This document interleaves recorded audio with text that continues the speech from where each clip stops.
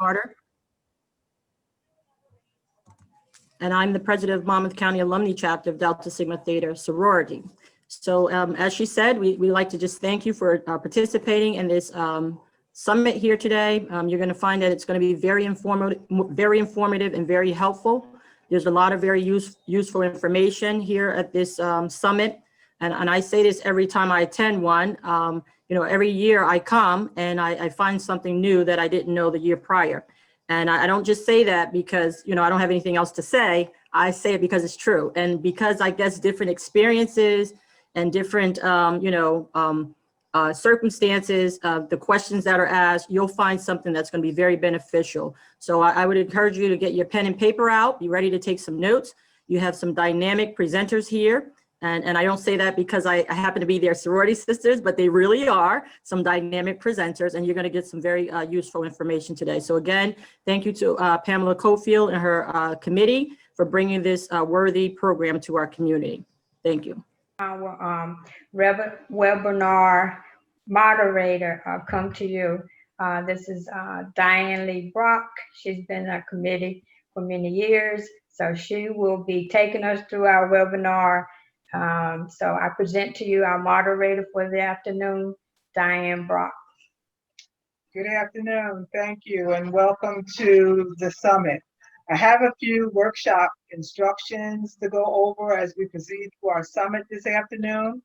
First of all, you should have seen something pop up to let you know that this presentation today is being recorded.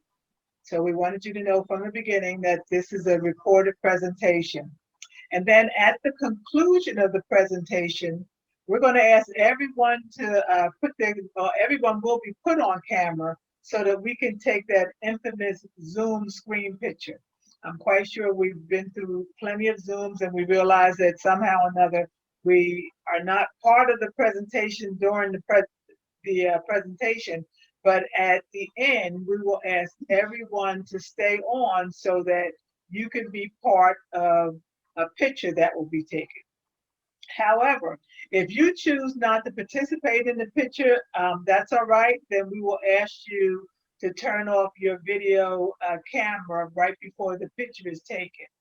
However, I would like to encourage you to participate in the picture so that you will be part of this historical moment for Monmouth County Alumni Chapter Delta Sigma Theta.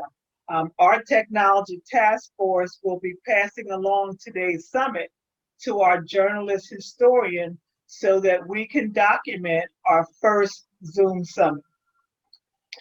Next, after each presenter, our audience will have the opportunity to have any questions you have answered. So they will be answered by the presenter. As you will see at the bottom of your screen, if you just hover over the area at the bottom with your mouse, or some of you may automatically see it, there's an icon labeled Q&A. This is where you will type your questions that will be monitored by a member of our committee. But I'm asking you, please, please, please do not input those questions into the chat area, because you will also see at the bottom of your screen a chat icon.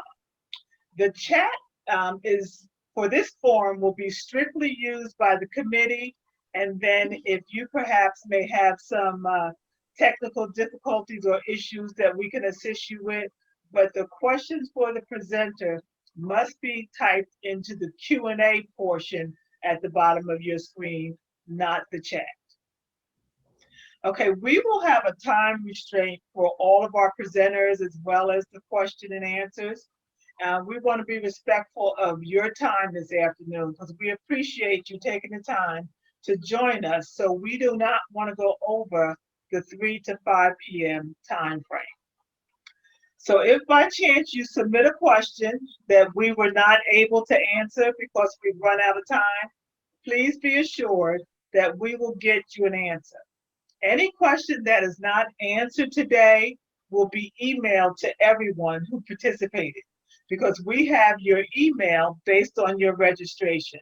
So for some reason, if we just run out of time and there's a question, we will ensure that everyone participating today will receive answers that we will get those answers from our presenter, get them typed out and emailed out to everyone that has participated. So now we're going to begin with our first presenter, Becoming Debt-Free, D-Free, Bertha Williams-Pullen. I have to tell you a little bit about Bertha. Bertha is a happily retired educator of the Neptune Township Public Schools. During her 40 years of her educational tenure, she was a teacher, a counselor, a supervisor, a director, principal, and then she retired as an assistant superintendent, all within the Neptune school system. While at Neptune, she was instrumental in the creation of the Poseidon Early College High School program, which enabled high school students to acquire both a high school diploma and associate degree simultaneously. She has mentored numerous students who have become very successful members of our community. Bertha is a life member of the Fisk University General Alumni Association, of course, a member of Monmouth County Alumnae Chapter, Delta Sigma Theta, and the Central Jersey Club of the National Association of Negro Business and Professional Women's Club. She is an active member of Pilgrim Baptist Church, where she is a trustee and a member of the church choir. She is an avid traveler. I'm quite sure waiting for the pandemic to get better so she can travel. She enjoys reading, puzzles, and shopping. She is the proud mother of 2 children, Oslin and Khan, and the grandmother of Kai. Bertha believes the scripture Philippians 4:6, be anxious for nothing, but in everything by prayer and supplication, with thanksgiving, let your requests be known to God. I present to you, Becoming Debt-Free, Bertha Williams-Pullen.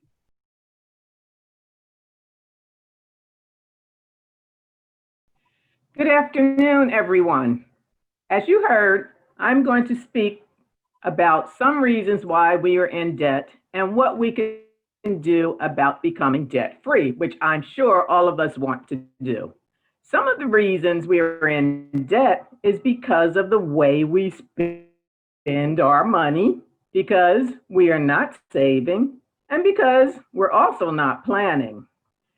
There are several different spending areas. Let's talk about 3 of them. Conspicuous spending is the spending that we're faking it till we make it spending. This type of spending attempts to purchase social status by looking the part, dressing the part, driving the part, and living the part of someone who is already wildly successful and ridiculously wealthy. We have been conditioned to believe that our social status is achieved by spending money on items that cost way more than they should. The next type of spending that we do is compensatory spending. Spending when we seek to gain significance. We try to define ourselves by the things we buy and create an identity to express our feelings. Think about it, by the car we drive, the things we wear, the places we go. Think of compensatory spending as our attempt to level the playing field of life. People and events sometimes pull us down, so we go out and we buy things to make us feel better, and I am definitely guilty of that. But remember, those things that we buy, they don't last forever. Then we have confused spending. Those are the purchases we make without even stopping to think, analyze, or assess the cost benefit of what we're actually getting for our money. A prime example is Starbucks coffee. Now, I like coffee. As a matter of fact, I love coffee. Dunkin' Donuts coffee. Starbucks coffee, I found, costs 16 cents more than Dunkin' Donuts for the same size. Now, I can remember when my mom drank coffee. She drank chock full of nuts coffee. Chock full of nuts, the heavenly coffee that she made at home, and she got a lot more coffee for the money that she spent. Another reason that we are in debt is because of our lack of planning. We did not get into this negative financial situation overnight, and it will definitely take some time to get out of this situation. We have to think about changing our attitude when we spend. Let's take, for example, think about building a house. You would not build a house without having a plan. We start with a blueprint of what type of house we want. We need to determine the materials we need, the time required, and of course, the money that you need for this house. We need a plan. How many of you remember back in the day, for those of you who are old enough, back in the day, we depended on layaway. Raise your hand. I see you. We would put down $10 to $20 and then pay weekly until the item we wanted was totally paid for. We weren't into charging back then like we are today. Sometimes when we charge something, we use it up or discard it before it is even totally paid for, and then we end up paying outrageous interest rates, and we'll get to that later. We want instant gratification. Think about it. There are now gender reveals. We want to know the gender of the children before they're born. Traffic signals. We really, some of us, not all of you, and when I say we, I'm definitely including myself. We really think that that yellow light means drive through real fast. McDonald's, Burger King, Wendy's, all instant foods. We've become guilty of wanting what we want and wanting it right now. Another debt grabber is our lack of saving. Now, when we think of saving, we have to be totally honest about this. We have to ask ourselves honestly, do we really need another pair of red shoes? Do we really need another pocketbook? Would it be better when you all go back to work to take your lunch to work instead of going out to eat every day? We have to be honest with ourselves. We can be making sacrifices, and when I say making sacrifices, think about selling some of those assets that will help you pay off debts. Think about selling the items that you have in your house that you have not touched in years. And I said I would use myself as an example. And even last year when we did this presentation, I'm guilty. I have 4 bikes in my garage, hanging up in my garage. Why do I need 4 bikes? And honestly, I'm not even riding them. Those bikes can be sold to bring in money. And there are apps that we can use to sell everything that we are not using. Some of those apps are Declutter, Let Go, Carousel, Cash for Books, 5 Miles, and Wallapop. And that's just to name a few. But this is one item that so many of us really have that we need to think about. Who has a storage unit? Raise your hand. Storage units. When I had mine, and I say had, mine was $200 a month. Think about that. $200 a month for a year. It's a lot of money. Think about having that same storage unit, $200 a month for 5 years. That's an enormous amount of money because you're paying for another closet. Basically, a storage unit is another closet that's not in your house where you're storing stuff that you don't even use. This next slide regarding your credit report is here because your credit report is your personal financial report card. This report gives you a 3-digit score ranging from 300 to 900. This score tells lenders how risky you are as a borrower. Every time you pay your credit card balance or repay a loan, the transaction is reported to one of the credit bureaus and counts toward your total credit score. So as you can see from this slide, scores between 300 and 629 is considered bad credit. A score of 630 to 689 is considered average credit. Between 690 and 719 is considered good credit. And excellent credit is considered between 720 and 900. You can find your credit score by requesting a credit report from one of the 3 national credit bureaus, Experian, Equifax, or TransUnion. A credit score takes several factors into account. Your payment history, that means how well you pay your bills, the length of your credit history, the total open lines of credit, and the types of credit you use are all taken into account. And then there's something called the credit utilization ratio, which is the sum of all your outstanding credit balances divided by your total credit limit. In other words, how much of your total available credit are you currently using? Now, you may ask, why is that credit score important? Well, it's important to utility companies, mortgage lenders, credit card companies, auto insurers, some landlords, and even some employers look to see what your credit score is. So it's very important to keep that credit score up. Credit card debt. Credit card companies, just like banks, are in the business to make money. They're in the business to make money. A lot of you may remember when you were in college, credit card companies were all over campus setting up tables. It was as if they were handing out credit cards to all of us incoming freshmen, and we thought it was the greatest thing since sliced bread.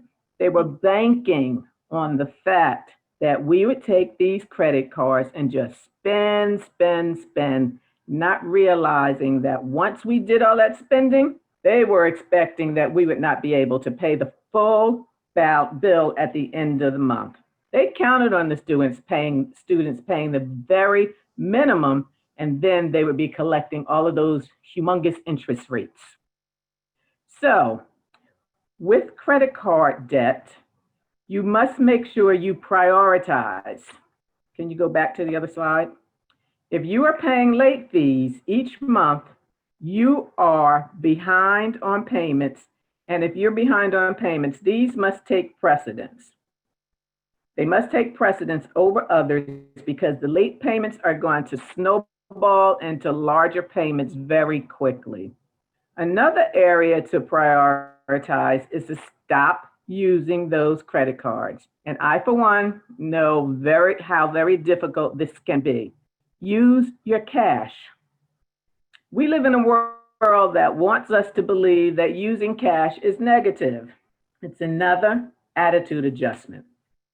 How many of you have been in the checkout line and the person in front of you had the audacity to write a check or use cash to pay for their groceries? We are absolutely appalled. Why? Because we have been conditioned to, quote unquote, don't leave home without it. It's everywhere you want to be. There are some things that money can't buy, but for everything else, there's MasterCard, Visa, and American Express, instant gratification. Now, let's talk about saving. Remember, we talked about that instant gratification. Well, saving helps us to defer gratification. We can save for the basics, we can save for the unexpected, and we can save for the future. When we save for the basics, we're talking about household expenses, living expenses, those everyday expenses that happen. The unexpected savings is the Life Happens Fund or the emergency fund. The emergency fund should have a minimum of 3 to 6 months of living expenses, which includes car payment, rent, mortgage payment, and other household expenses. That will also include, you know how we like to do, our eating out expenses, our entertainment expenses, and the cable expenses. And in a crisis, it can actually take several months for a family to get back on track. The Life Happens Fund or the emergency fund is when the transmission in your car goes, your grown children break your washing machine, your refrigerator stops working, your water heater decides to leak water all over your basement. You know, those are those Life Happens funds. This money you don't touch. It's for pure emergencies.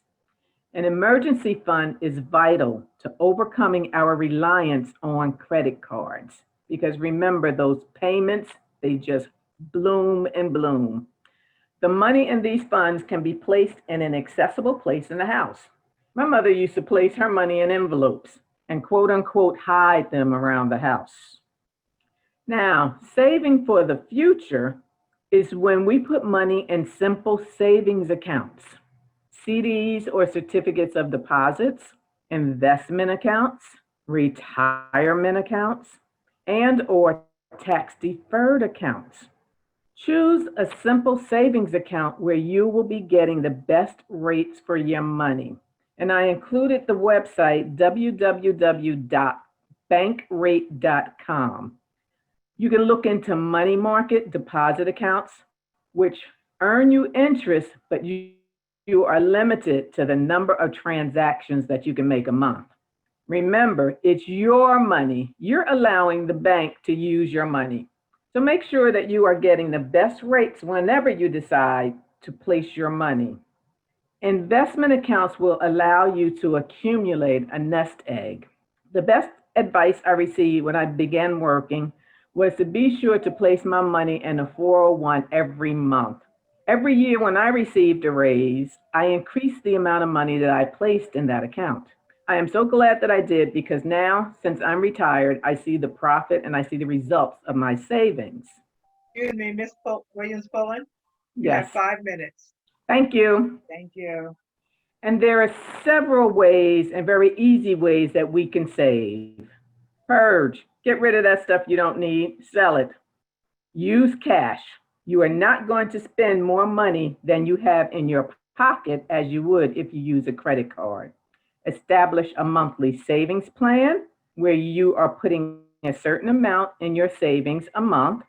And as we said, when you're doing your investing or making deposits in the bank, make the bank work for you by researching the best bank, the bank that will give you the most bang for your buck. And there's no better time to start than right now. And if none of these suggestions work for you, please, please, please remember, never, ever cosign. Unless you are okay with taking on someone else's debt. Because when you cosign, that means you are going to take on the responsibility of the debt when the person does not or cannot continue to pay for their loan. And I always leave by being positive. Always, always tithe. Need I say more? There are two very wonderful resources that I have used to help with this presentation.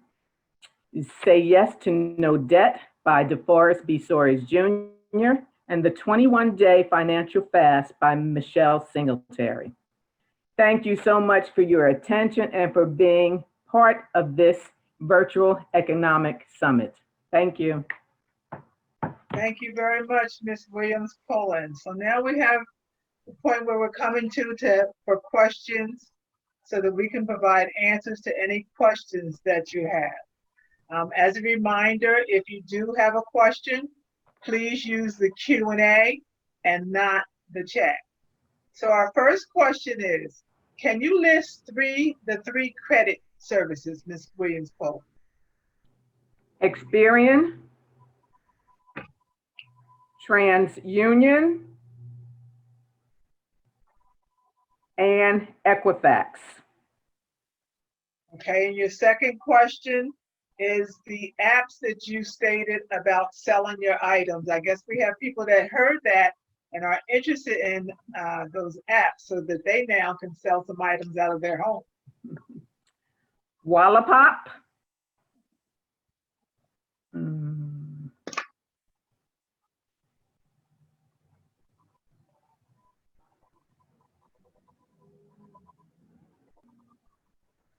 Did she freeze, Ms. Williams-Poland?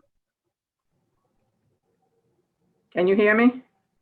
Oh, I can hear you now. Can You you said hear me? Wallapop. Okay. Wallapop, Declutter, Let Go, Carousel, Cash for Books.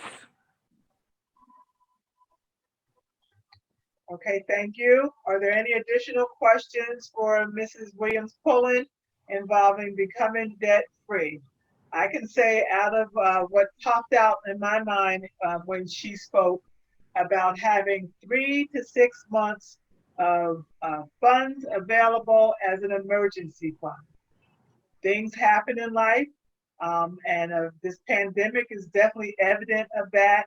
We've had people that have lost their jobs that really, if they had the 3 to 6 months of that emergency fund, would be in pretty good shape.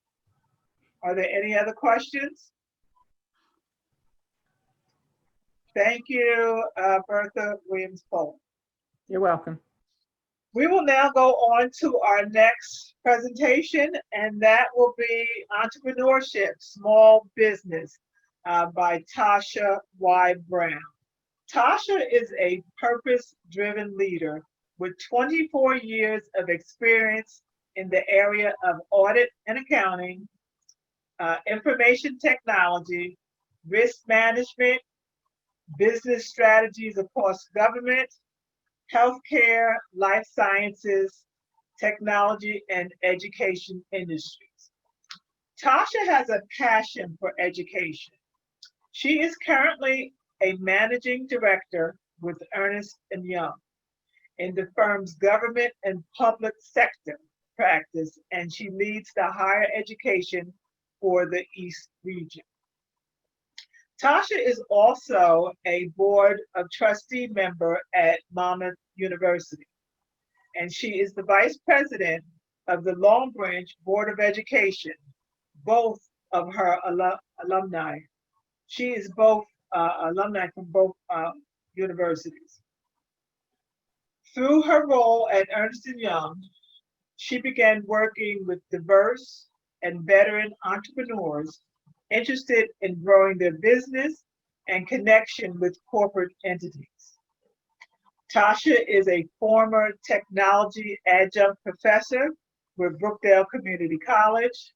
She is the CEO, founder of the Brown Bag Collective, a business advocacy and education nonprofit firm focused on empowering and enabling entrepreneurs through coaching, facilitated workshops, and forums. She is a member of Monmouth County Alumnae Chapter Delta Sigma Theta, as well as numerous other community organizations.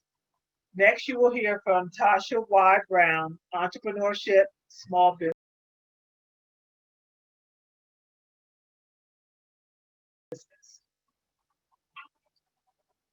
Thank you, Yeah. Ms. Brock. Can you hear me okay? Just a head nod. Okay, great. Thank you, everyone, for tuning in today and hearing a little bit about entrepreneurship and small business. I'd actually spend some time today talking about just really the state of business today and really amidst COVID and what is happening. So think about this from, if you are an entrepreneur, you're interested in going into business, some of the things about our environment that has changed. Next slide, please. So you heard the introduction. I won't go into that. But only really what the firm has and my role has allowed me to do is to spend probably the better part of the last 10 years working with entrepreneurs. And I would say even prior to the current state of things, just around connecting them with opportunities, whether it's the large Fortune 500 companies, but also the smaller mom and pop organizations. So a little bit about what we'll cover today. I want to talk about the current environment. The way that we do business will forever be changed. So it makes no sense in treating it as if we will go back to some sense of normal next year, or even the year beyond that. Business and the way we operate has kind of been flipped on its head. And so entrepreneurs have had to readjust and be flexible as a result. The next thing I'll talk about a little bit is about the impact of the pandemic on entrepreneurship.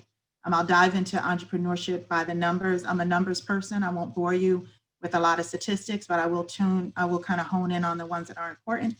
We'll talk about entrepreneurship and the small business landscape. And because I work with the state of New Jersey, I will keep it in context of what's happening here right at home. And then as we talk about the entrepreneur and how it needs to change, we'll talk about that as well. I'll leave you with 5 sort of immediate actions that entrepreneurs can take in small businesses. And then we'll look at a few resources. Next slide. So the first thing I wanted to talk about is, and this is a little bit pre-COVID, it's a little bit generational, but there are 5 major things that are happening right now. We call them disruptive trends.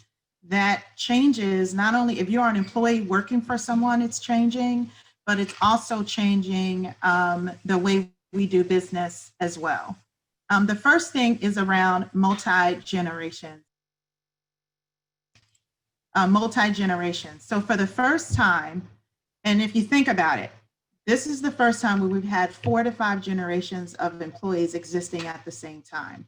So if you think about the traditionalists, these are those that were born pre-baby boomers. We have our Generation X, we have our millennials, we even have our Generation Zs. In my family, I have all of them. But if you think about the way that work is taking place now, you could very well be working alongside a millennial, 35 or younger, someone that has just graduated even, and all of this happening at the same time. We learn different, we operate different, we work differently. And if you are an employer or you have a small business, you have to think about that in terms of your customer, but as well as how you want to work within your company. You cannot talk of the next trend is around digital. You cannot talk about anything really in our culture without the impact of technology and computers on top of that. So there's a fresh layer of digital competencies that are needed. We got a heavy dose of it right out of the gate when everything went virtual. Every meeting is on Zoom, Teams, and everything else. Really at this point, you have to become comfortable with it, because even post-COVID, this will be one of the things that will stay with us. The next thing is around technology adoption. So it's really connected with digital, our ability to adapt to technology, our adoption of it is outpacing the adaptation. So what does that mean? It means that companies have had to I'll use the Zoom example, and really struggled. In the area of education, we struggled a little bit. If you think about, not everyone was able to shift well. Those that didn't shift well saw the impact on their business. Small businesses that weren't able to sell what they typically sell via the internet or via Zoom, connect with customers, saw a dramatic dip in their operations. The next area here is just around purpose. And this has a lot to do with the millennial generation. If you have millennials in your life, you will know that, and I'll use myself for example. When I was a teenager and in my 20s, I just wanted to make money, and I wanted to make money, and I wanted to make money. And that was it for me, right? The millennial generation, they will take a pay cut, they will take a job that's less than, so long as they are fulfilling purpose and they are doing whatever they love, right? This concept of having gap years, this concept of not really moving into this corporate space, this concept of not adapting to the rat race, they're a different breed of generation. And so as a result, they have to feel connected to what they do, or they will very well not do it. That means they might be up on your couch for a number of more years than you may like as a parent, but they will fulfill their spirit. Who laughed? They will fulfill their spirit on top of making $1. And that is just the generation that we live in. I live with 3. I can assure you it bothers me every day, but I just happen to be blessed with some driven kids. And lastly, I'll say around evolving sort of employee definitions. So we used to have full-time and part-time employees, and that was it, right? That was it. You either work full-time or part-time. Now you have the notion of, we have this contingent workforce. So they come in on a particular project and they're out. This remote notion, there's a company out in the world that says that you can do your job from anywhere, right? So you can teach you can teach English to students anywhere. You can open up a travel agency and work from anywhere. And then there's this notion of digital and sort of using robots. So it's no longer just full-time and part-time. There's all these other definitions. In my firm, we have this group of workforce. It's called Gig Now. And essentially it's maybe you're really deep in technology, but maybe you're a coder and you just want to work with J&J on a coding project. We'll hire you for a coding project or work with Johnson & Johnson to fulfill that job, and then you're off to the next thing. And that's really it. You code all day, you get paid a pretty penny, and you move on. So all of this concept of the future of work is changing. It's changing not only in the state of New Jersey, but nationally. So when I layer on COVID on top of that, it kind of exacerbates that. Next slide. So let's talk a little bit about what COVID has done. And I'm absolutely going to talk about this in the lens of minority suppliers. That's my passion. Women-owned suppliers, veteran-owned businesses, as well as LGBT community as well. That's the area that I focus. So entrepreneurs, and I love this tagline because it's really important, especially as we move forward. So entrepreneurs aren't determined by race, so their potential shouldn't be either. However, we're fighting a number of disparities that existed pre-COVID that have kind of been exacerbated since then. So, and there's some good news and some bad news in here, so I'll just cover it all. Pre-pandemic, $700 billion that minority businesses were contributing to the annual revenue last year. So that is equates to about 10 million in minority-owned businesses across those categories that I said. It equates to 9 million plus potential jobs. The ownership of that number is purely our Black and brown professionals. So if you think about this is a huge impact, right? It's not just a couple of people doing some things as a hobby. This is a major impact to our economy.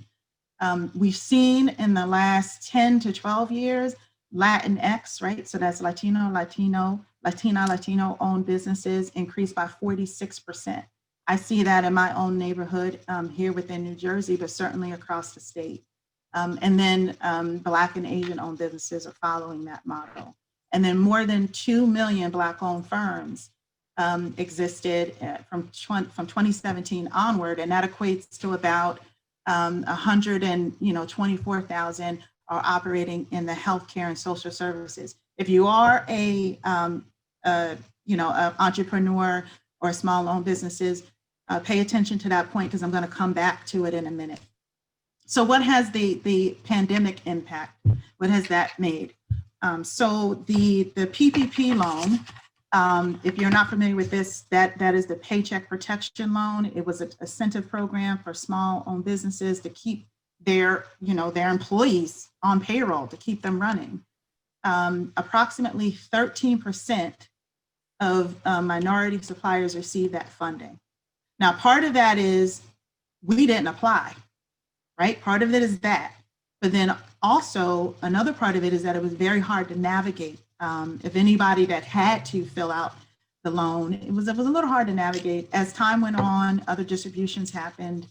They tried to, make it easier to respond to, but that was a challenge. So funding, right? Keep that also in the back of your mind. 48% of Latin-owned businesses and 44% were not able to pay their daily pandemic expenses as compared to 26% of non-minorities, right? So there's a number here, and it's really the next one. And this dates back to about 2 to 3 months ago, a little dated information, I would say. The US lost 450,000 Black businesses during COVID. So these are businesses that relied on people, right? Had to connect with people. There are also businesses that struggled to pivot and to thrive because of what everything had happened. That could have been anything from illnesses to just not being able to pay the bills, right? And to keep things going. 450,000, right? And that number, I tried to refresh the stats, didn't put a lot in here, but that was somewhere around 100,000 or so in New Jersey alone. Your sole proprietors, a lot of those businesses just ceased or they're kind of on pause until after COVID, whatever that looks like. We'll get back to that too. And then, due to these financial health challenges, now our businesses are more than 3 times likely to close due to the pandemic. We're projecting out to not, I would say, we may always feel the effect of the COVID, but we're projecting out to about 2024, 2025 until people will start to recover. And that's our US economy and our state economy as well. Next slide, please. I told y'all I'm a numbers person. Don't get intimidated by the slide. I'm just going to hit a couple of areas that I think are important here. One, I want to talk about the demographic section here. So one thing just to underscore in this area is that if we look at, and you've probably heard of this trend, but it's even more important and almost a call to action when we talk about small businesses and entrepreneurs. 2018, you see the numbers here across Latinx, Black, and Asian. By 2050, we just as people, right? Just as our population goes, we will be at 53% non-white, right? A non-white population. So what does that mean broadly? When you talk about finding opportunity in the chaos, there's still opportunity to grow. Is it a challenge? Yes, but we already talked about what we're doing now, right? In our economy around capturing $700 billion of annual revenue. As you think forward of being the non-minority, right, in this country, there's a greater opportunity for that. What we're starting to see is corporations, even like my own, and businesses heavily investing in Black-owned and minority-owned businesses to position them for this shift, right? Whether it be if you're an entrepreneur, a small business, or you even work in a corporation, the country is already starting to change. And by 2050, God willing, if we're all here, we'll live to see what that looks like. The other area that I'd like to concentrate on is just in this bottom section around the entrepreneurship overview. And the main points there are just that if you think about just US Black entrepreneurship, we've grown. So this again, pre-COVID, we grew 400% in 1 year. That's nearly 2.6 million Black-owned businesses, right? They're offering services. Remember, I talked about health, the sectors that they're working in. So where are we opening businesses?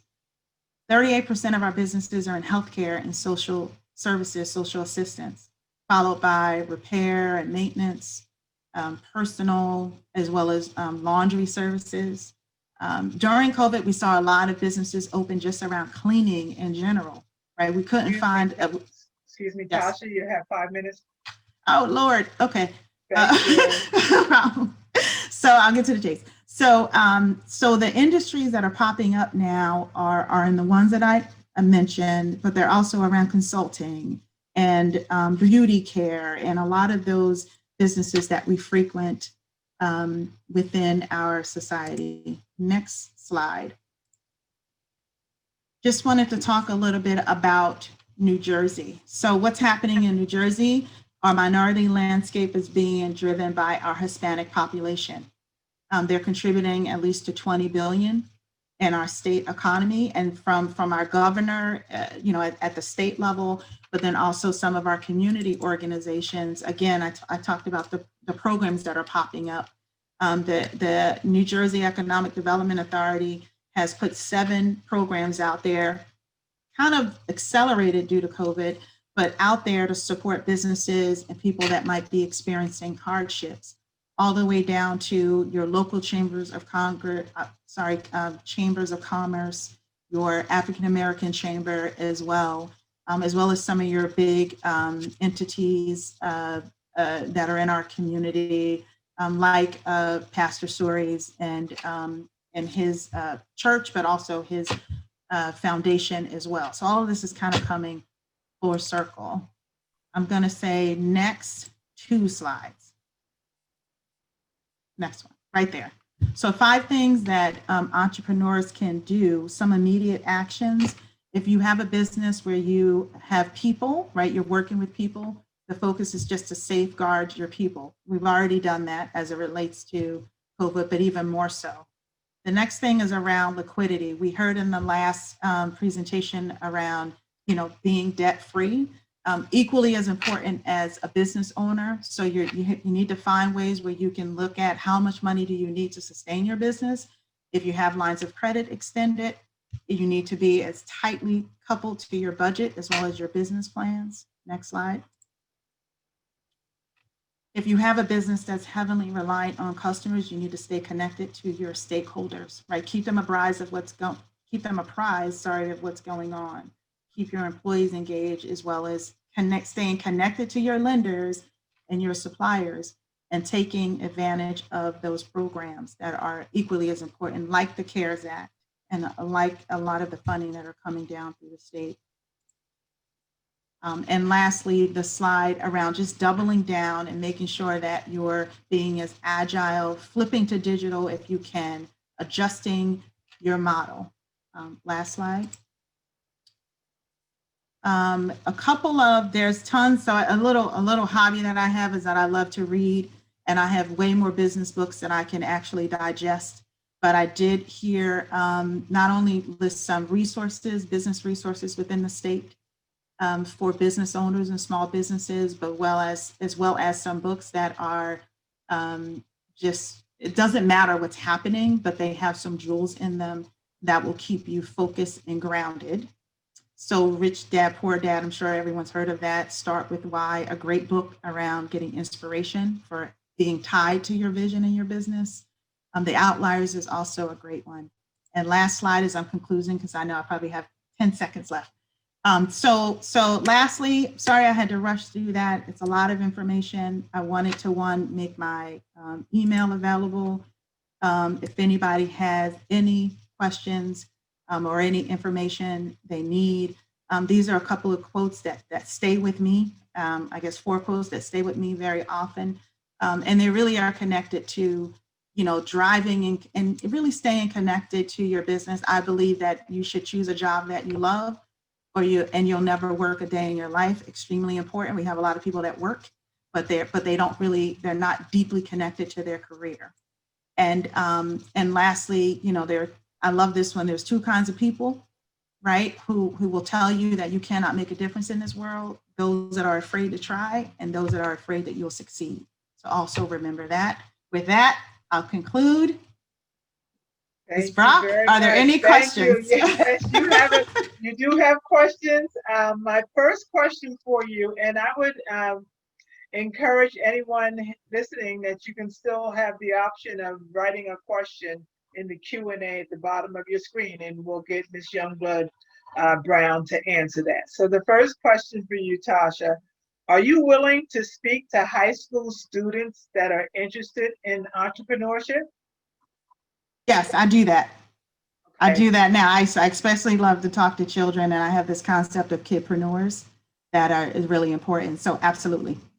Okay, so her email is in her presentation, as well as she gave it out earlier. Did you give it out earlier, Tasha? If not, can you repeat your email so that this individual who submitted this question anonymously can contact you?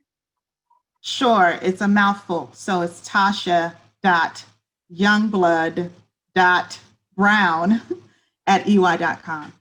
Okay, So so just my name. we will be typing that into the chat so that everyone will have her email address. The second question is, what are your recommendations for Black America in owning land and creating communities? Ooh, for the whole Black America, huh? So yeah. I'll say the whole thing.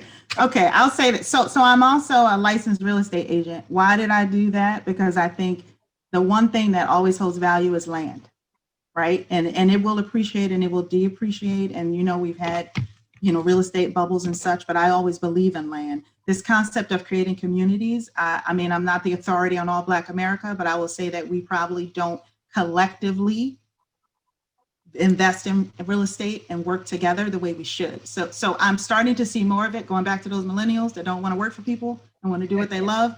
I'm starting to see more of that where they're rubbing their two nickels together and they're coming together to create a sense of community, like the Asian community does, like the Jewish community does. So I think it's something that we absolutely should do. And/or as homeowners, make sure that you are not selling your homes, but you are gifting them and you are keeping them within your family. That's another way that we can create generational wealth. Very good. And the last question that I have, you still have opportunity to write a question if need be. This is from Janice. She would like you to come present to GEMS. So Janice, you have her contact. Please reach out to her. And I'm quite sure she would be willing to come present to our GEMS. Absolutely. Very good. Thank you very much, Ms. Youngblood Brown. We're going to move on to our next presenter. Our next presenter is Myra Campbell, and she will be presenting to us on medical directives and final wishes. Myra has a diverse background and has engaged in a multitude of careers. She is a retired school teacher. She has worked as a marketing rep for IBM, Eastman Kodak, and MetLife. In addition to the above, she also worked as an entrepreneur and owned her own business called Laser Life Inc., which was a toner remanufacturing company. Myra holds the title of the first African-American female mayor of Asbury Park, New Jersey. In the last 15 years, she has worked in the insurance industry. This is Medicare annual enrollment period for seniors and those on Medicare disability. You can find Ms. Campbell spending the bulk of her time educating and enrolling individuals in the best health plan for them. On a yearly basis, she works with individuals and families, helping them to plan, protect, and secure their personal wishes prior to transitioning. Each of us will make that transition one day. She believes advanced planning is the best way of lessening the grief, financial burden, and carrying forward the loved one's final wish. Myra's email address will be given out at the end, but she will present to us now medical directives and final wishes. Myra. Thank you very much. And you know what? This is sometimes a difficult topic. And so I try to take it from a business perspective. But before I do that, I'd like to thank the members of Delta Sigma Theta Sorority for asking me to participate in today's summit. And before I start, I just want to mention to you that for each of you, I'm sure you have a car, right? The state of New Jersey mandates that you must have car insurance because they want to protect their interests. For those of you that own a house, the mortgage company mandates that you take out homeowners insurance because they want to protect their interests. And there's about 40% of Americans that have no health insurance, or I should say, excuse me, life insurance at all. So they or we are not protecting our own interest and the interest of our loved ones. So I hope everybody stops and thinks about that. And I'd like to begin by, to me, insurance is a need. And the best way I can convey to all of those that are listening the importance of insurance by telling a few stories as I go through this presentation. And I'm willing to bet each and every one of you have a story of your own because of someone that has transitioned in your life. At one point, I worked at MetLife. One morning, my manager came in and you could see he was upset. He happened to live in Wall Township in one of these big houses, etc. And so he proceeds to tell the story that his neighbor, who he wasn't that friendly with, but his wife was, had passed away. His wife was a homemaker. They had 2 young sons. One was about 8, the other one was about 11 in the Boy Scouts. And with the loss of, he had no insurance. The husband had no insurance. So with his loss, then the family was greatly affected. And while he may have made quite a bit of money, stop and think for those people that have spouses that may not have made the type of money that he did, even though it affected his family, that when you lose 1/2 of your income, then that can be devastating to the family, and especially if you have children. A little bit on the lighter note, there is someone that I was friendly with. She had a son, and because of the relationship between the son and I tried and tried and tried to get him to get insurance. Well, he never got insurance, but he did call me when his sister's boyfriend passed away and said, Myra, can we get insurance on him? He's already passed away. Can we get insurance? Unfortunately, I erased that, but I wanted to play that for every person that I met. He's thinking he can get insurance after somebody's passed away. No, that's not a good time. There was a cousin of mine. She had been married to her husband, it was her second marriage, his second marriage. He ended up passing away. She remarried. She gets a phone call, and it was from the insurance company. We have an insurance policy with your name on it. And what had happened is he passed away, but he never changed the beneficiary on his insurance policy.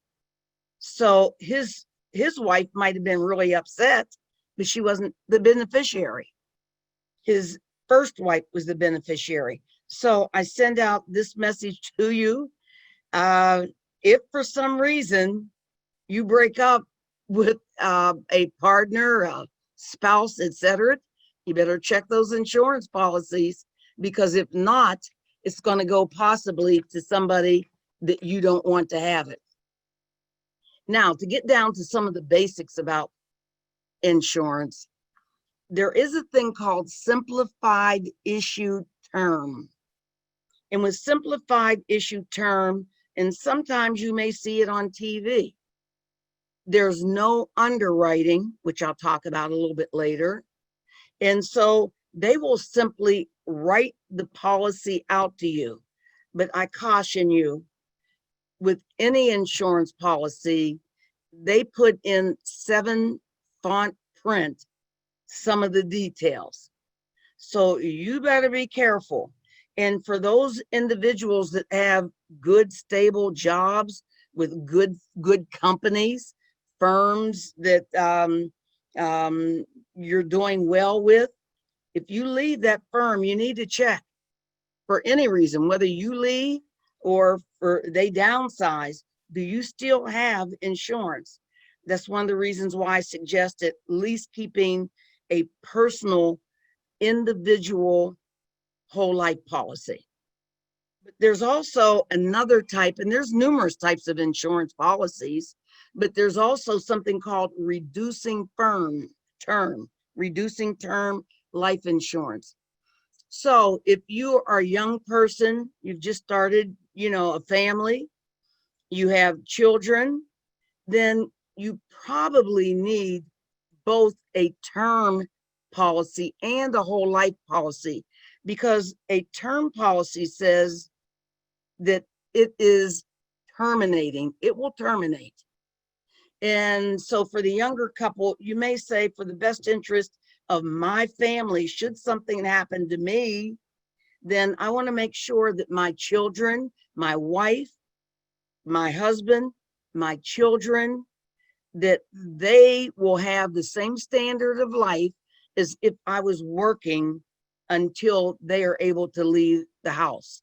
And oftentimes those individuals, both the husband and the wife, will take out a $500,000 term insurance.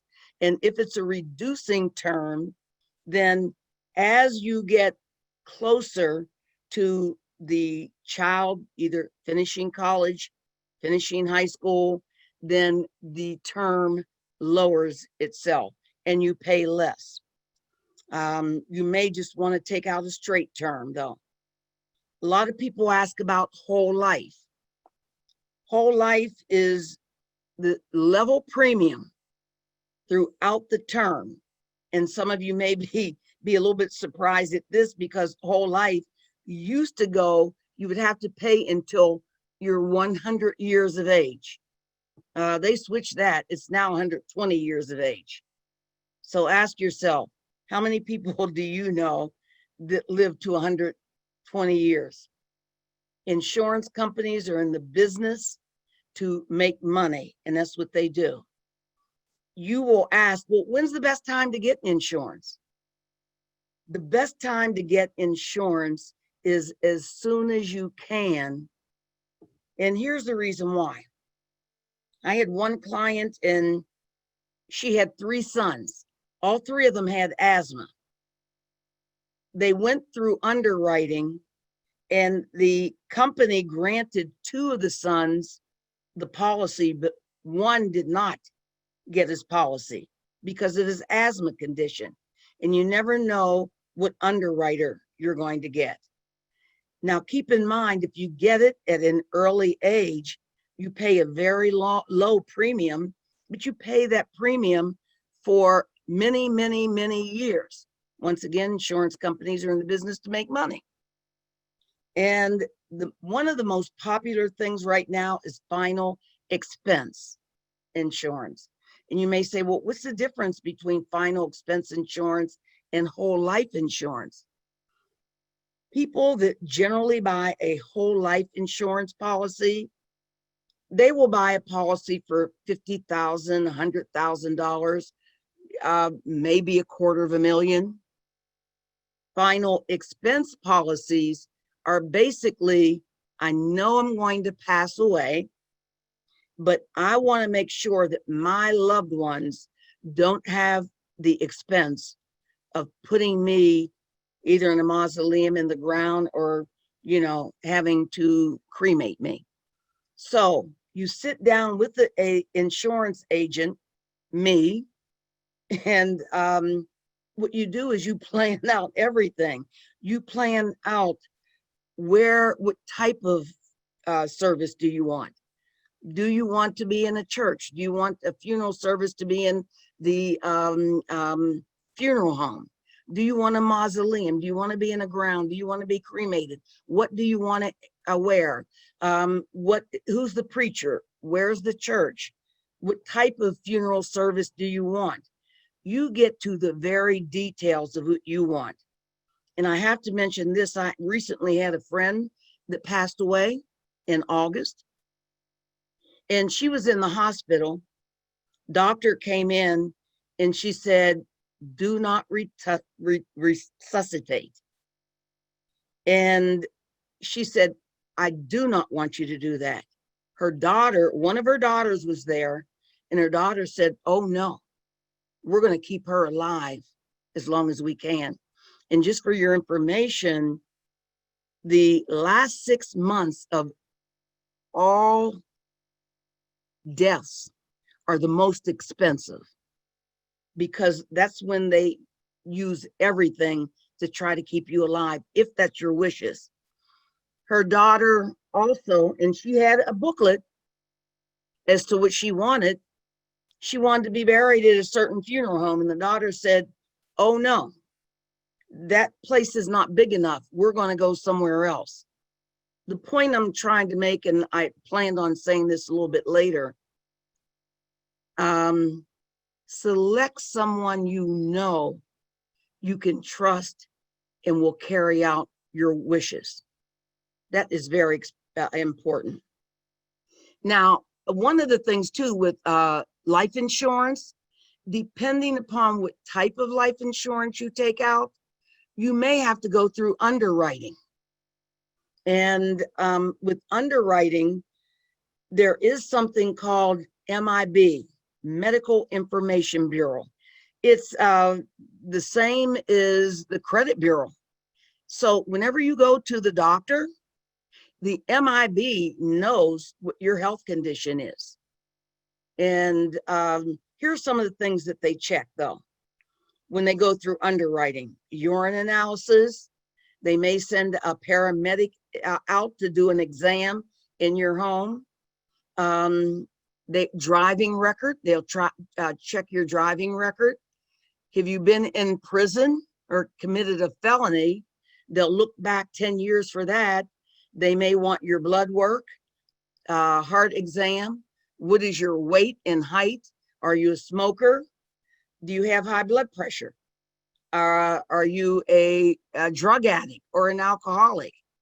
And if you have an occupation that is hazardous, such as you're in the military, or if you fly planes, those are considered hazardous occupations, and you may not receive insurance because of those. Stay healthy, stay healthy. The other thing that I did not mention earlier is the graded life insurance policy. There's some people, because of health reasons, that can get a graded policy. It can be either for 2 or 3 years. If for some reason you pass away within that designated period of time, then you will get all of your premiums back plus interest, but you will not get the face value of the insurance policy. If you have lasted past those 2 or 3 years and you pass away after that, then you will get the face value of the insurance policy. Final expense, I mentioned some of that, but I do want to go on and mention to you that with final expense planning, and as I mentioned, there are booklets that where you can fill this information out, but important things you need to know or have provided, and it should be in a safe, secure place: your social security card, your birth certificate, your marriage certificate and or divorce papers, all insurance policies. And believe it or not, oftentimes people will get insurance policies and they put them somewhere. The family has no idea where they are. Well, you know who doesn't pay out the premium and continues to invest in your money that you paid for that policy? It's the insurance companies.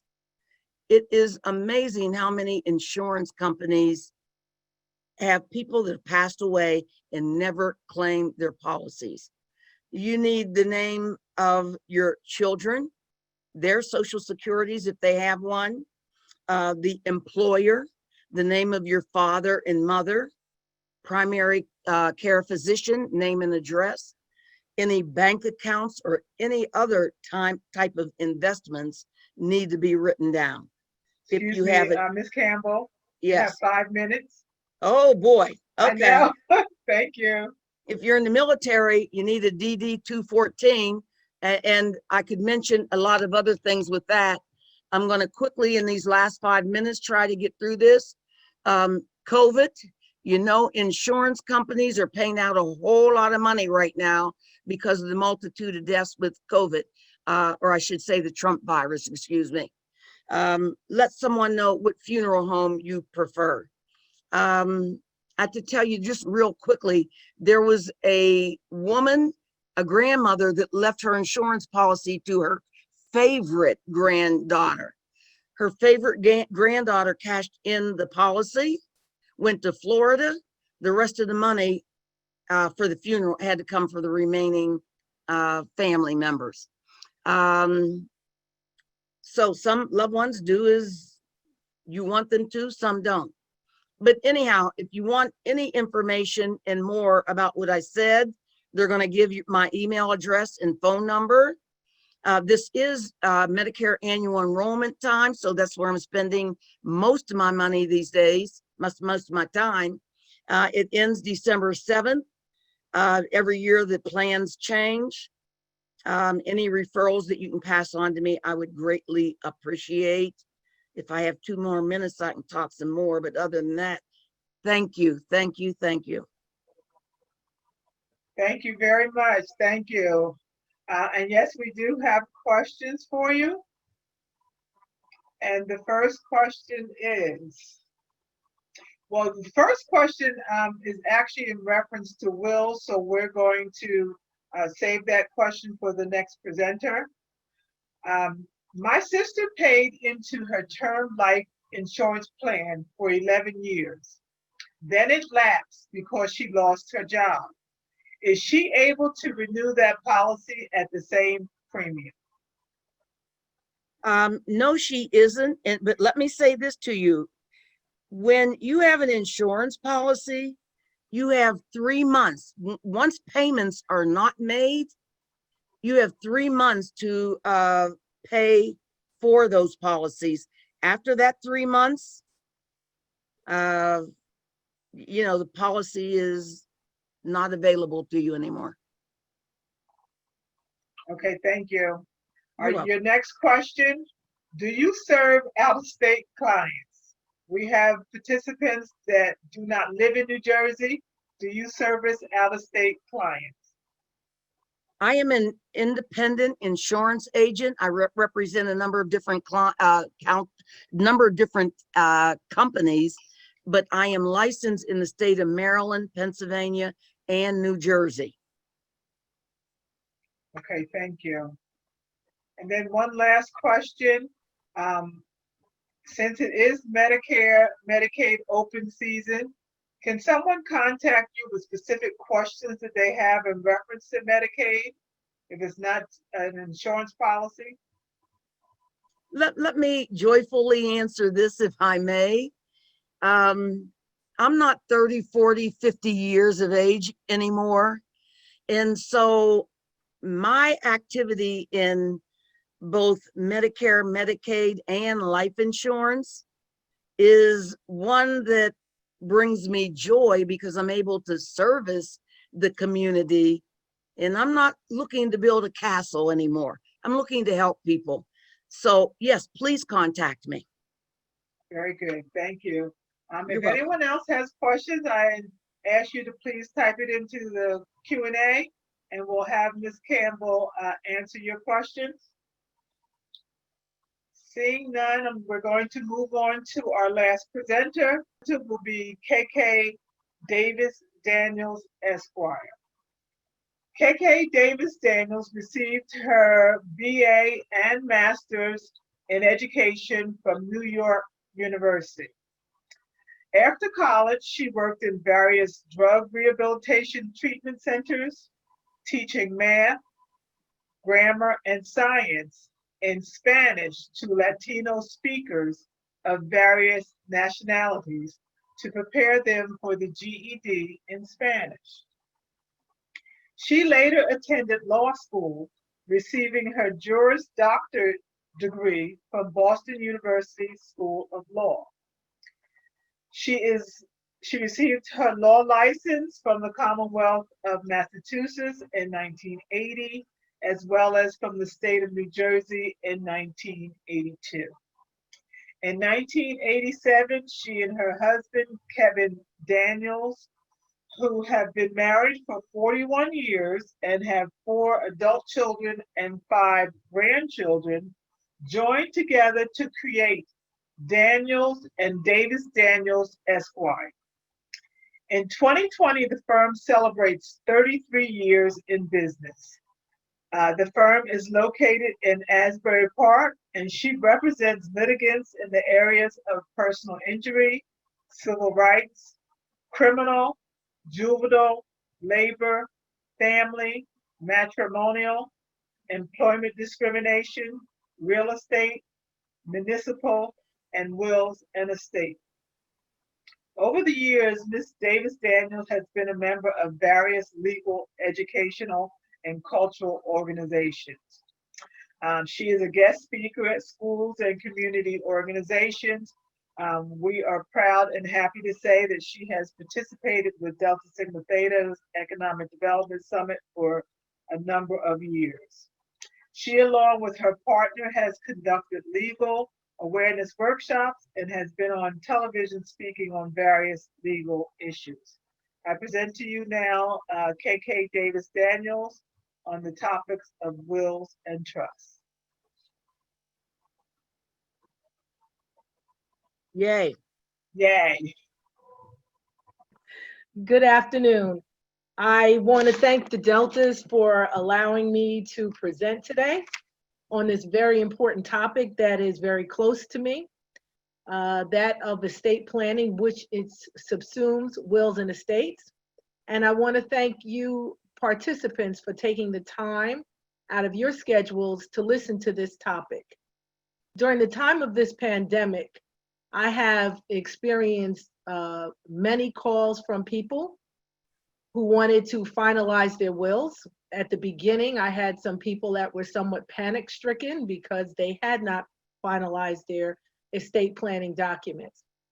And while I'm going to focus mostly on wills and estates, I just want you to know that there are other significant planning documents, especially when you have children, that need to be prepared also.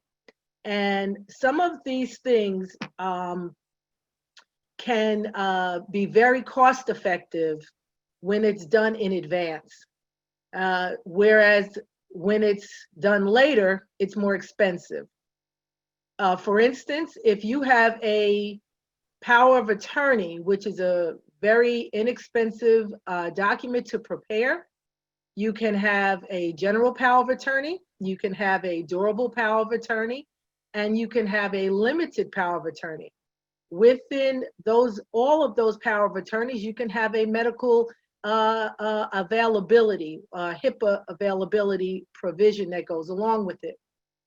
If unfortunately you become incapacitated and are unable to act, the person, if you do not have a power of attorney, a person then has to file either a conservatorship or guardianship, both of which are very costly applications and time consuming.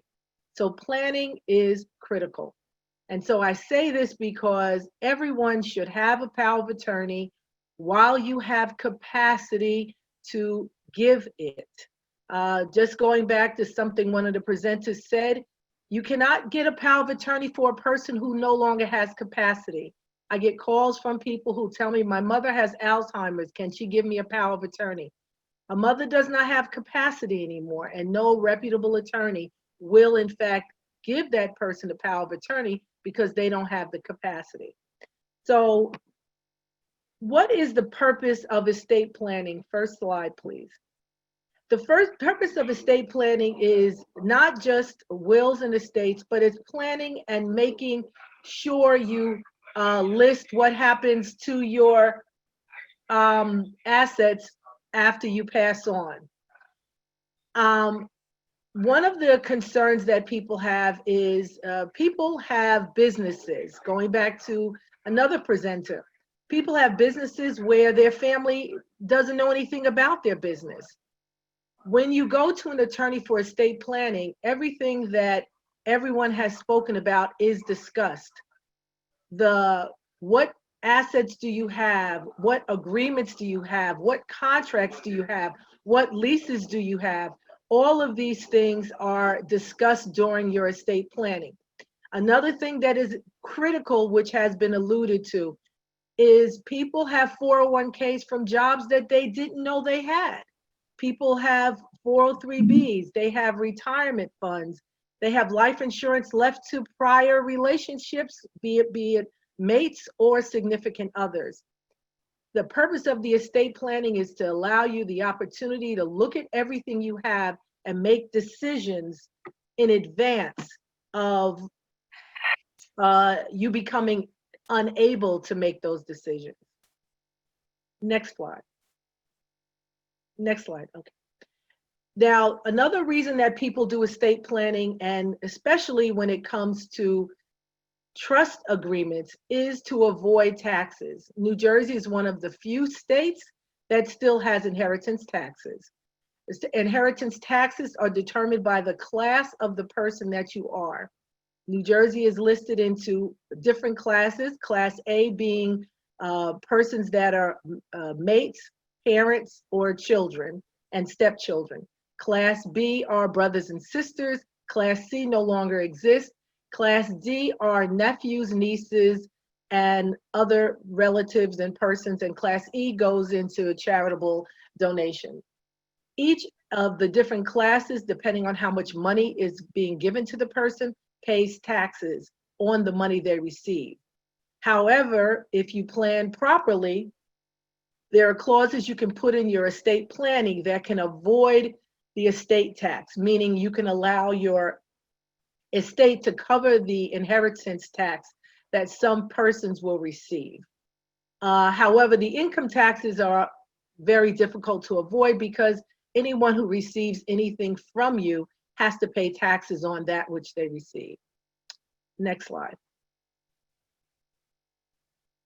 This goes back to what assets do you have? Some people even have deeds where they're not aware how the deed is titled.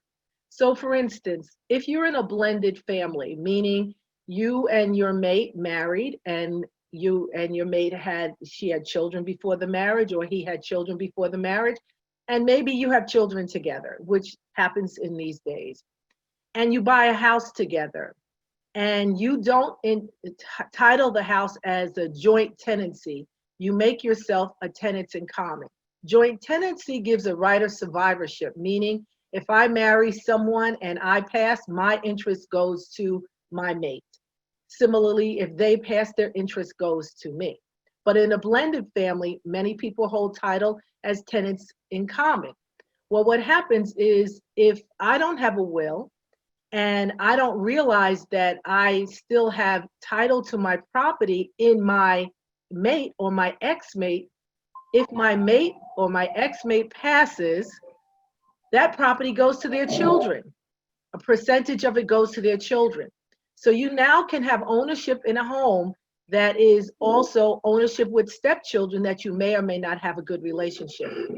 So part of estate planning is to ask you these questions to make sure that you know how your property is titled so that you can effectively bequeath your assets to your survivors. Next slide, please. Now, trust agreements are, I love them.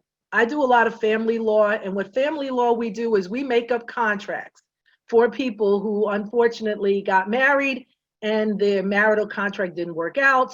So we're doing a, matrimonial settlement agreement that we're attempting to legislate or put together an agreement to cover them for the rest of their lives and their children's lives if they have children. A revocable living trust is similar to that for me, meaning that I am putting together a document that is laying out contingencies for what is to happen with assets.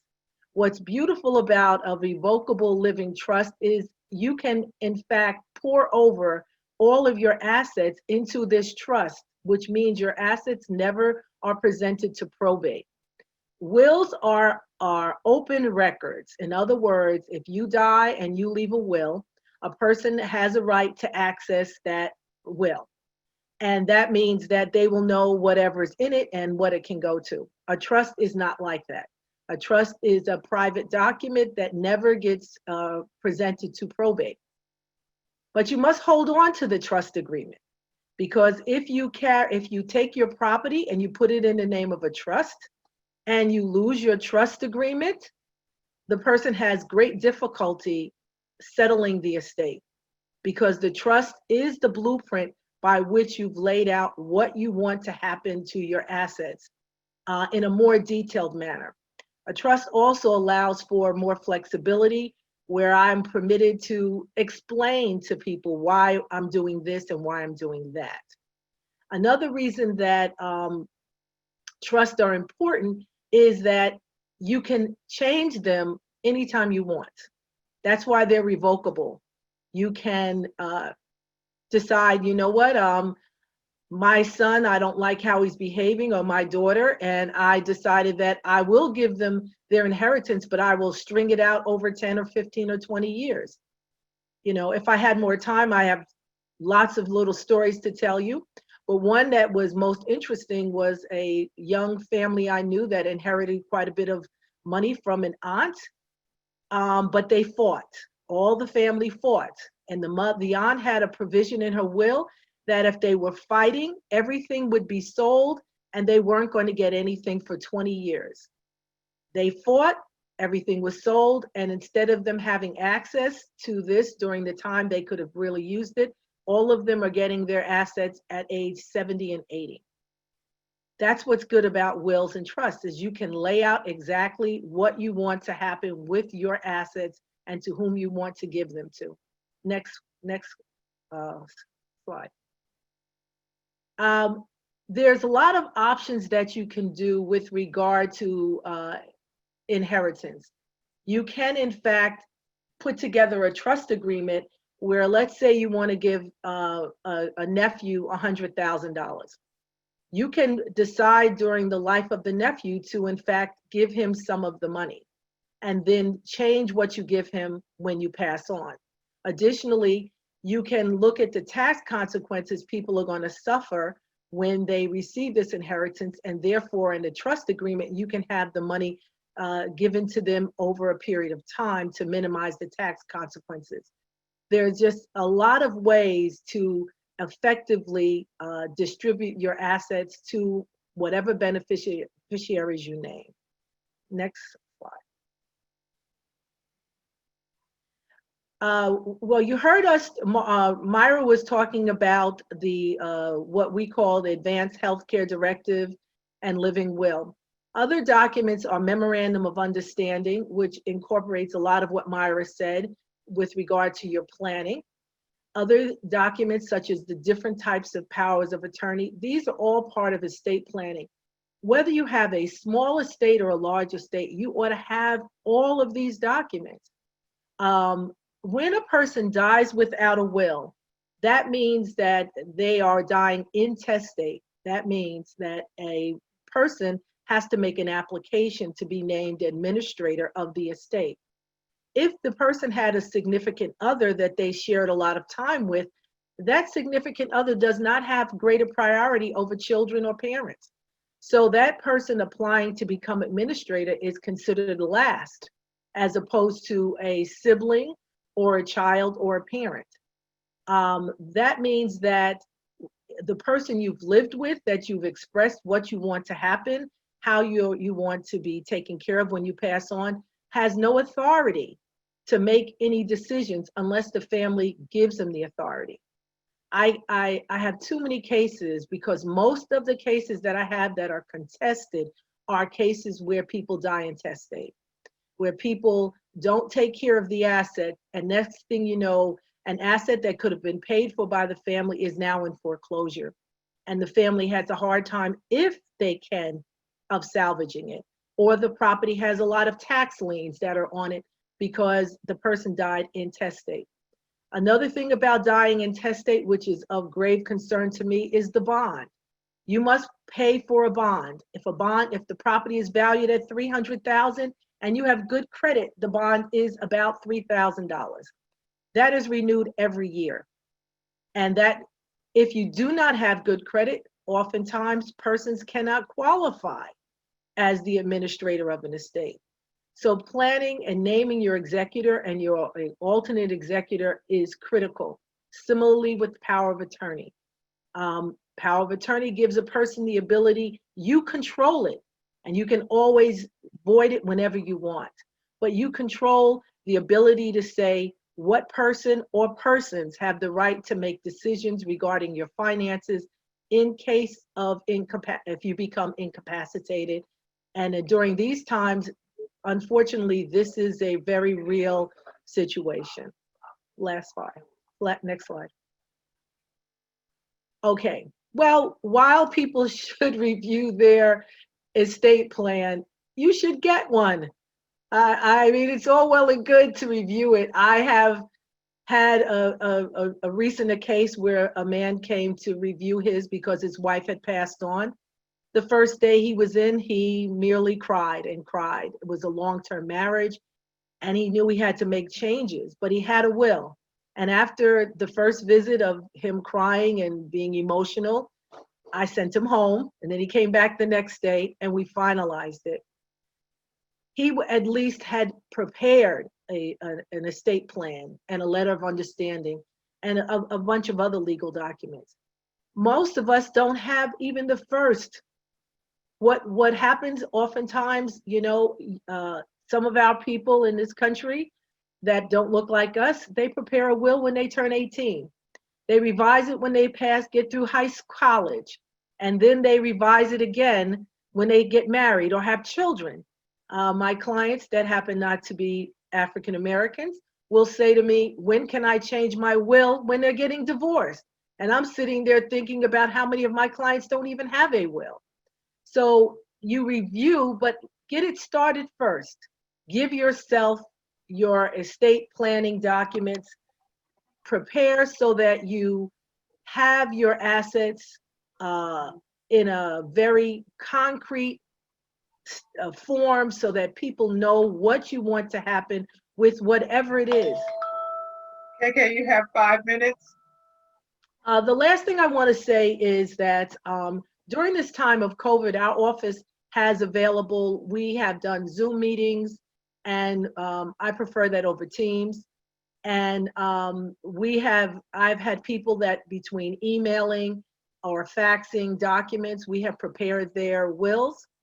My office has a conference room that is very large that we can socially distance, and I have formalized and finalized wills and powers of attorneys in that office. The building is pretty secure. You cannot get in without a mask, and you can't get in without being buzzed in. I really encourage people to take care of their estate planning. Additionally, there are other documents which I don't have time to discuss that involve our children. Too many people do not make provisions for their children, meaning I have a mate that I don't get along with that never sees the children, but we have joint custody. So that means if my mate dies, if I die, my children would automatically go to the mate, even though they don't have a relationship. Whereas the person I've been living with for 10 years has very little say. There are documents that you can prepare that can get around the joint custody arrangement and protect our children. And I just encourage you to seek out an attorney, because when I was listening to Ms. Young discuss the business that are growing, unfortunately, the law business is not. We have very few African Americans in this county in private practice. And as I stated, we've been in private practice for 33 years. I've seen attorneys come and go. Monmouth County is very difficult to do business in.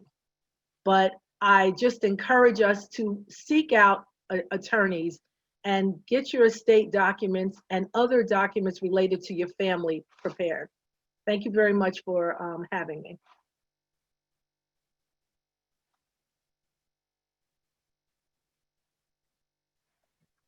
All right, thank you very much. Of course, we do have questions for you. I'm going to start with the first question. Does the executor of a will have final say?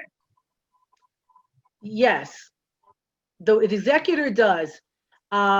If you want to have two people have to confer, you make co-executors. But the executor, yes, they do have final say. If the will provides, for instance, property be sold and someone in the family doesn't want the property sold, their only option is to offer to buy the property out. But yes, the executor is the person selected to have final say. And I want to say something quickly. The executor, the trustee, a guardian, they're all different people. They can be different people. So you can name a person the guardian of your children that is a wonderful person, but they can't keep a nickel in their hand. So you name the trustee over their money. It could be the aunt that is the ogre that doesn't get along with kids, but she's the one to manage the money. So that's why you plan and you think, because people sometimes emotionally just give stuff to people and name executors because that's my oldest son or that's my oldest daughter. No, you name an executor who is going to be willing to do the work and follow out your wishes. And they do have final say. Very good, thank you. The next question, I'm going to read this one. My aunt and mother shared property, will to them from their parents. My aunt insisted in paying 100% of the property tax because she had money to do so. My aunt and my mother passed, and my aunt's children now insist that 100% of the property is theirs because their mother paid 100% of the taxes. Is full property ownership theirs? No, no, no. Actually, if a person pays the taxes, they usually get a tax benefit because they do that, number one.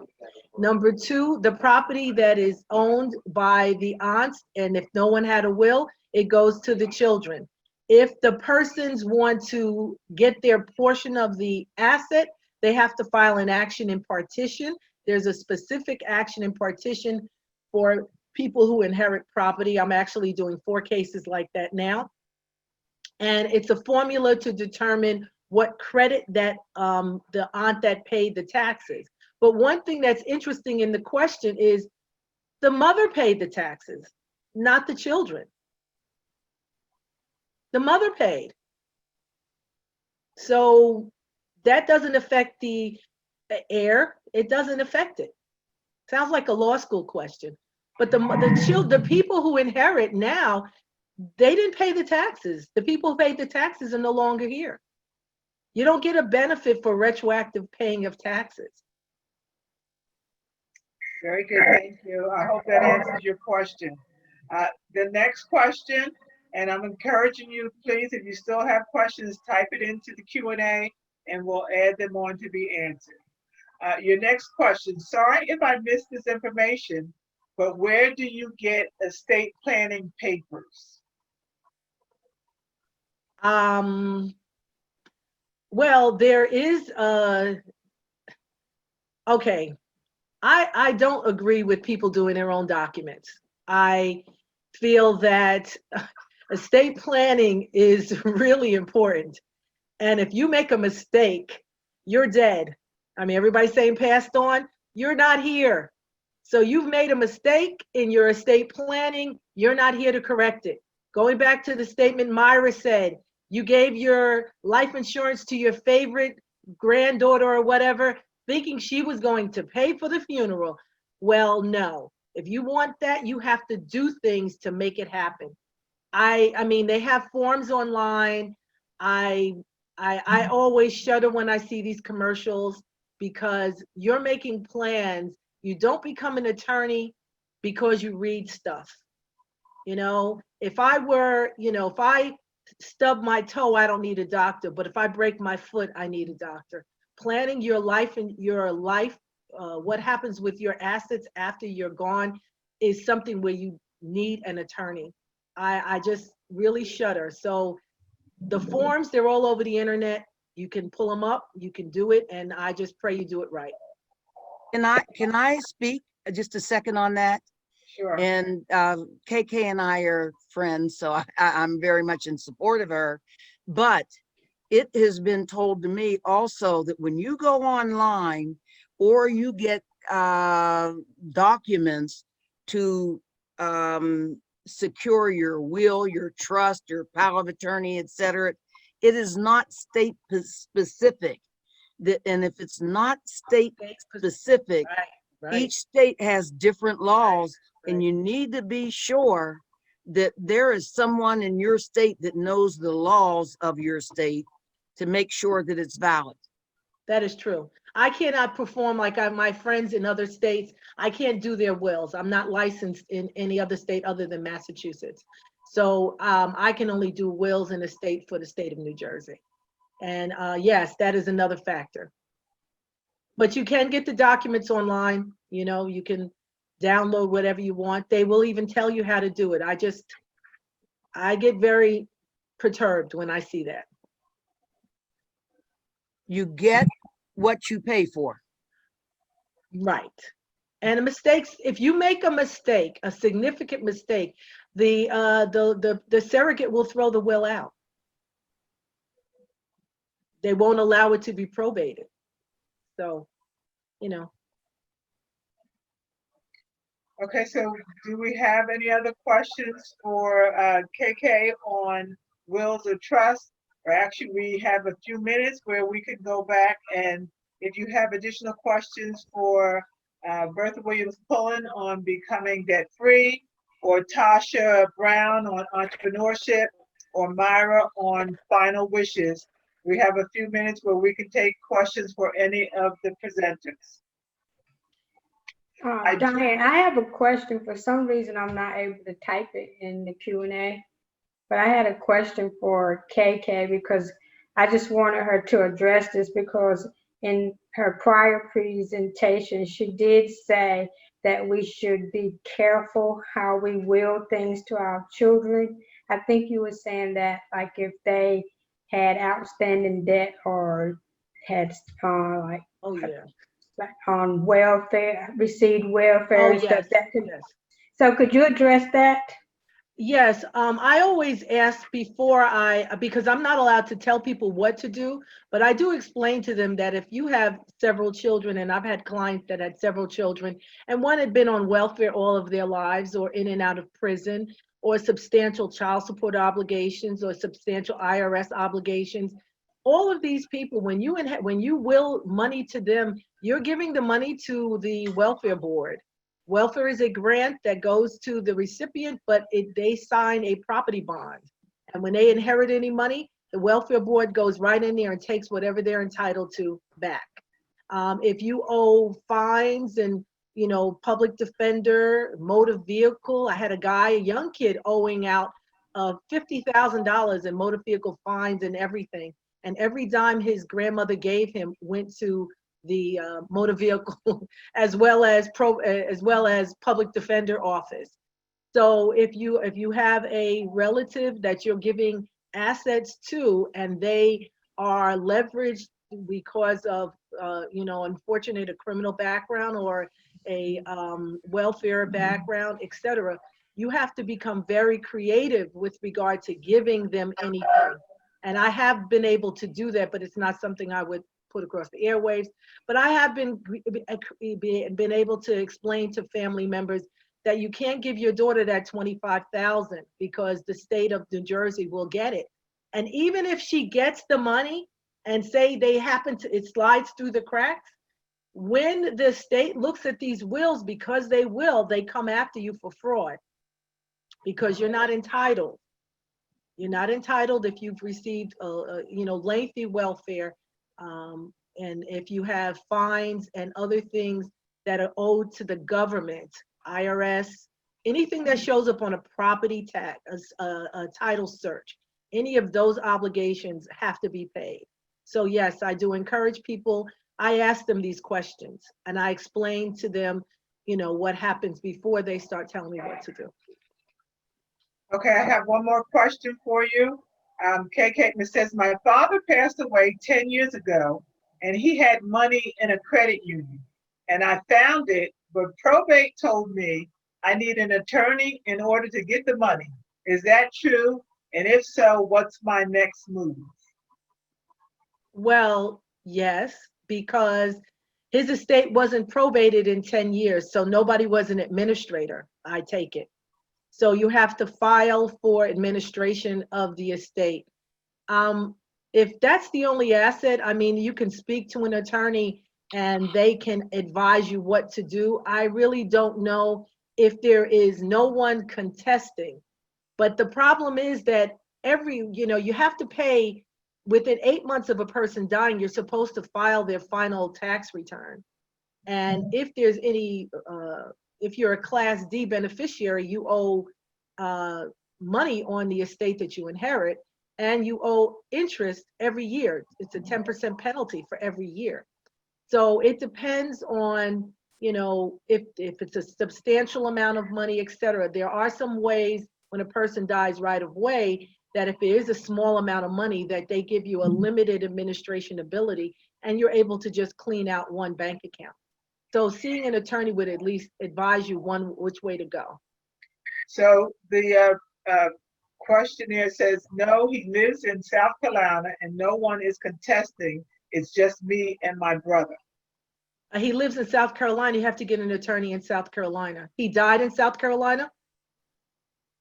Okay, that's a question and answer she'll have to come back with. I have one more question.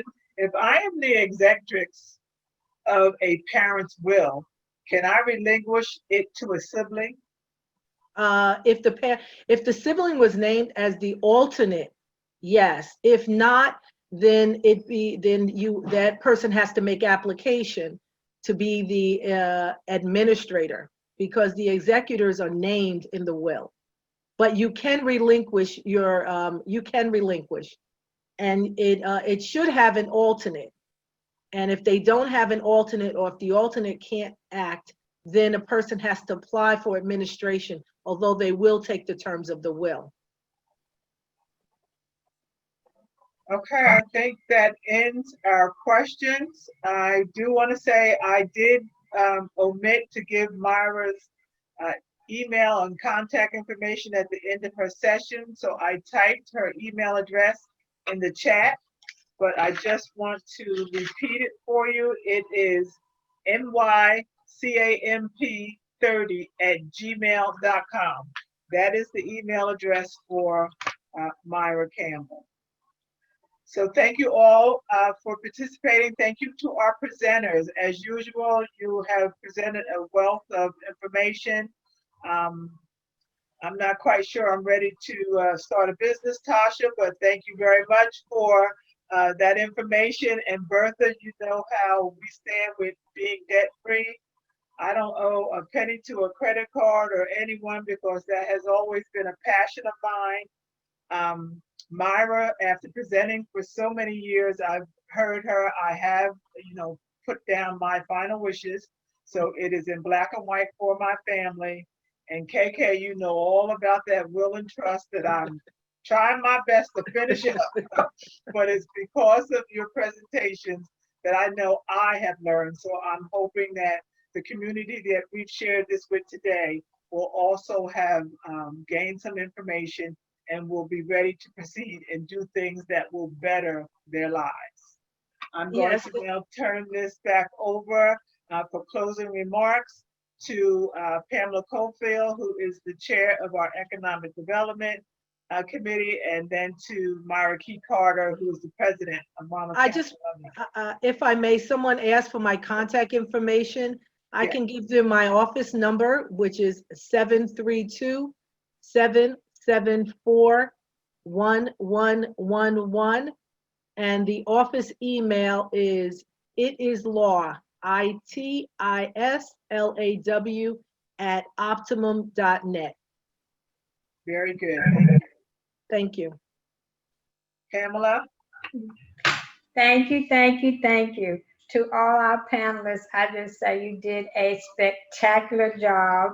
I knew you would, and I just appreciate you taking the time out to come present this information. I just want you to know that these panelists come and present this information for us each year and do not charge us for us. Do you know how much we would have to pay for this type of information, professional information? So we really appreciate everyone coming on, and I hope you all learned something here today. I did, and I have been to many of these economic summits, and I still learn something new each time.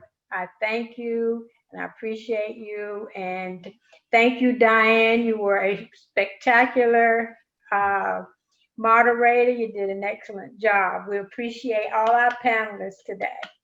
And now I'll give away for our president to give her closing remarks, and then we're going to do a picture of a screenshot so everyone can turn their cameras on, please, so we can get your beautiful faces. And thank you again for joining us. Okay, so thank you, Sora Cofield, and I echo what you just said. Your sentiments, they did a fabulous job. So thank you to all the presenters, and a special thank you to Ms. Myra Campbell and Ms. KK Davis Daniels, who has been helping us for a number of years, as Sora Cofield said, without charge. So we do appreciate that, and without your partnership, we probably wouldn't be able to make this day possible. So thank you so much. Also, shout out to Sora Brock, who did a fabulous job moderating and keeping the program moving, and also to Pam Cofield for your unwavering dedication and commitment to this committee and seeing this program through every year. I do appreciate you all. Thank you for everyone that participated and who attended. We do appreciate it. Hopefully you walked away with some nuggets that will help you in your planning stages. I know I always find something good, so I know there's a lot of good stuff out there. So once again, thank you all for coming, and we hope to see you all next year. Thank you. Thank you. Sora Cofield. Okay, so get those smiles up. And I also want to give a special shout out to our technology team. Yeah. They were phenomenal, and it was a pleasure working with them. So we pulled off this virtual seminar, but I'm telling you, we're in trouble. So thank you, thank you, thank you.